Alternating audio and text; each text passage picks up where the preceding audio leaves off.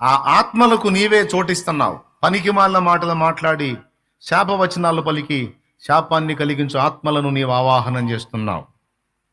మంత్రాలు చదివితేనే ఆత్మల ఆవాహనం అవుతాయి అనుకోవద్దండి.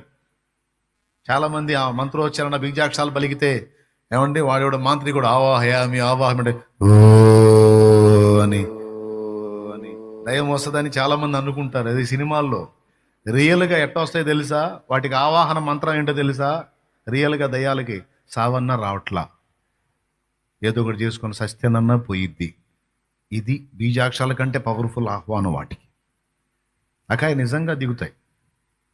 అప్పుడు ఒకవేళ నువ్వు తప్పించుకున్నా నీ ఇంట్లో ఎవరో ఒకళ్ళు చిక్కుతారు. మైండ్ దగ్గర పెట్టుకొని పిచ్చి మాటలు వాగొద్దు. ఒక దురాత్మ నీ ఇంటికి వచ్చి కూర్చుంటుంది. అది సరే, నీకు ఆలోచన వచ్చింది, సస్తేనన్న బాగుండి ఏం చేసుకొని సద్దామని ఆలోచన నీకు వచ్చింది, ఆ తలంపు నీకు వచ్చింది, ఏదో నువ్వు మళ్ళీ నిగ్రహించుకొని దాన్ని అధిగమించావు. కానీ నీ ఇంట్లో అమాయకులు బలవుతారు.